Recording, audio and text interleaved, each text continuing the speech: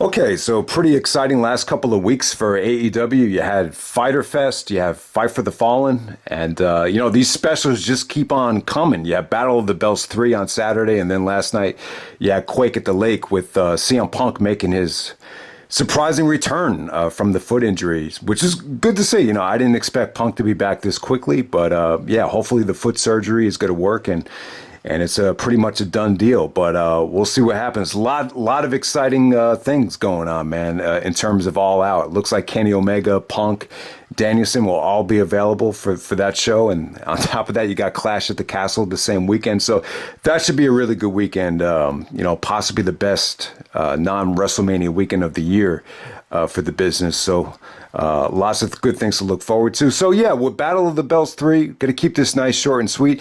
I kind of like the concept so far. It doesn't feel like it's as big of a deal as Clash of Champions, but it really does give some of the lesser known titles, more of a spotlight. So we start off with Wardlow taking on Jay Lethal.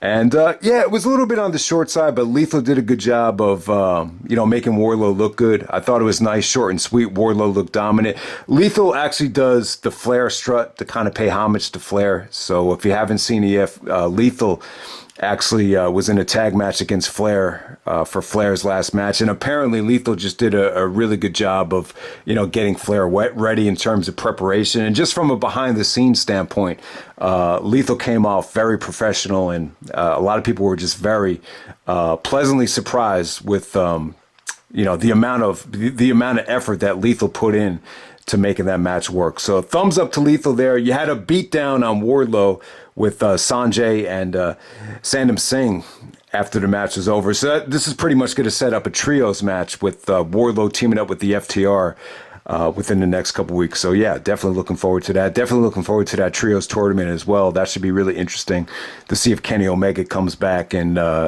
joins the Young Bucks for that trios tournament. All right, and then next up we had Thunder Rosa defending the women's championship against Jamie Hayter. So this was cool, man. I mean, this was really a great experience for Jamie Hayter, and it's funny, like last couple of weeks, or a couple weeks ago, someone had a sign in the front row. Does anybody remember this sign? They had a sign that said, "Nothing is better than Hayter," which is kind of harsh, but yeah, I was pleasantly surprised. A lot of the fans actually got behind Jamie Hayter here. So yeah, I didn't think it was great, but it was a great experience for her. She had a lot of help from Dr. Britt Baker at ringside, but Thunder Rosa fights off the interference with help from Tony Storm and hits a couple of different variations of a roll-up to put Jamie Hayter away and move on to the main event. We have the ROH World Championship. We got Claudio Castagnoli making his first defense of the ROH title against the red-hot Konosuke Takeshita for the ROH Championship. And I thought it really delivered. They go exactly 20 minutes. So they got a lot of time. And, it started off with a bang. But as the match progressed, they really had to work hard to get the fans invested. And they did win the fans over. They got a standing ovation. I thought Takeshita actually busted out some really, really nice deadlift Germans. Really, really good knee strikes. A beautiful counter to the Ricola Bomb. Maybe some of the best counters to Claudio's offense that we've ever seen. So, yeah. Claudio delivers in his first title defense, and kind of got me thinking, did Claudio face a lot of different, guys from Noah in the past? I mean, really, besides Morishima, I can't really think of any in a singles capacity. I think him and Hero as the Kings of Wrestling, did some tours of Pro Wrestling Noah. But this is definitely one of Claudio's best matches against, a Japanese talent. And Takeshita's just on a roll right now. I would definitely say he was the star of the show, but both guys look great. And this is going to go down as another gem from Takeshita. And it's just really cool seeing Claudio come down with the old school ROH championship. And his first ever title defense. I mean, there was a time when you never thought it was going to be possible, but here it is. Claudio, Ring of Honor champion. So yeah, that was Battle of the Belts. I would definitely skip, the first two matches on the show and just watch the main event. The main event is definitely must see. This is one of the best AEW main events of the year. Okay, and next up we had AEW's Quake by the Lake. This was in Minneapolis, Minnesota, the original home of the Lakers, the Minneapolis Lakers, and awesome show right here. I was only going to review it if it blew me away, and because of the way the main event ended, I got to admit, it pretty much did get me excited, and it did blow me away. So you got Jon Moxley and Jericho in the main event. Let's start with the main event first for the interim AEW championship. So yeah, this is great stuff. The video package that they aired on YouTube was really good, so I would definitely recommend checking it out. Even if you had already seen the match, it really gets the juices flowing. And yeah, Jericho comes back as Lionheart, Chris Jericho. And yeah, this is the second time Jericho has done that. He actually did it at ECW One Night Stand in 2005 when he fought Lance Storm, which was a smart move for Jericho, as he really got the ECW fans behind him when he did that. But yeah, with Moxley and Jericho, I would definitely say this is better than the match from Revolution. I wasn't crazy about the Revolution 2020 match, but I just feel like both guys are in much better shape in 2022. So more than anything, I think that's why this match flowed so well. I mean, they got over 22 minutes out there, and yeah, Jericho was great. I mean, he keeps on adding to his legacy. If you think Jericho's the greatest of all time, that's cool. I mean, you could definitely make the case in terms of, someone that's well decorated from a variety of promotions and just keeps on delivering, different styles of matches over and over again. And he does it again, man. And this got very bloody as well. Jericho actually takes out Moxley's earring. So Moxley's actually bleeding from the ear, which, I'm sure Moxley has experience, doing that spot from GCW or whatever. So yeah, I mean, I don't think anyone else would have had the balls to take that. But yeah, I mean, it was good stuff. I mean, some of the near falls really got people. The Judas Effect near fall was very believable.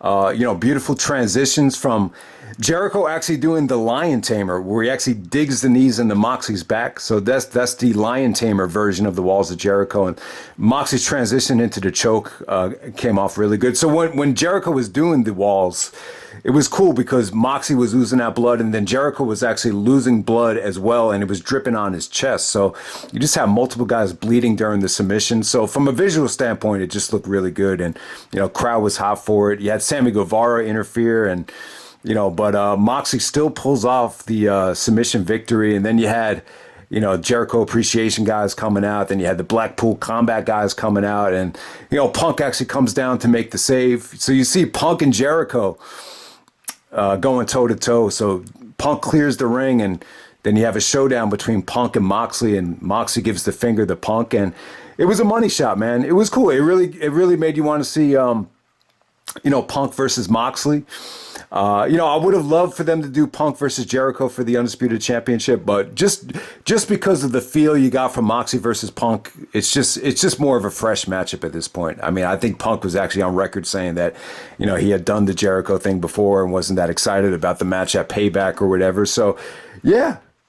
Punk is a huge supporter of Moxley, so we're going to get it. Undisputed Championship at All Out. I think you're probably going to get a rematch at Grand Slam. So, yeah, very happy that Punk was able to, dodge this injury and come back quicker than expected.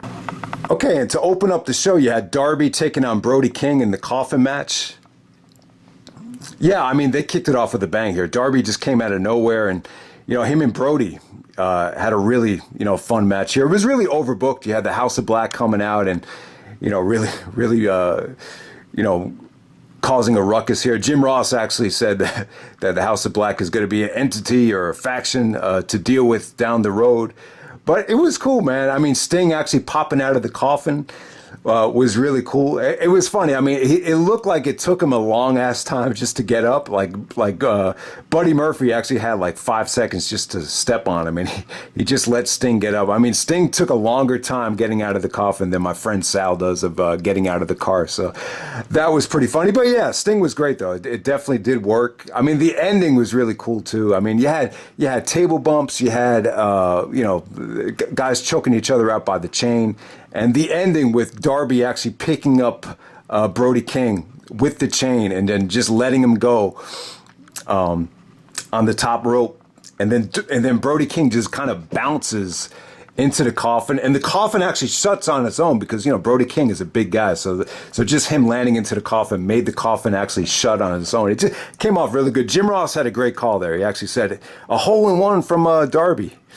So yeah, I really like that analogy. So that was a really good opener right there. So yeah, Darby and Brody are actually really good friends, and yeah, so I guess Punk and Darby really pushed for Brody to be brought into AEW, and it's really paying off now. I thought that was a really good opener.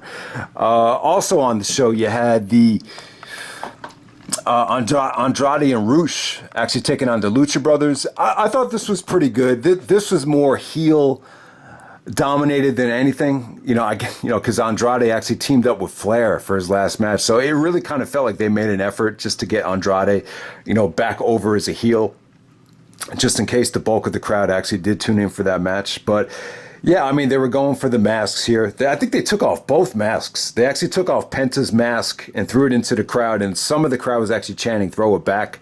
But Penta had all the face paint on. You couldn't really see his face. But yeah, just a lot of crazy stuff here. I thought Roosh, another great performance from him. And yeah, just definitely more heel dominated than anything. But yeah, the match was still entertaining though. Breathtaking action between two teams right there.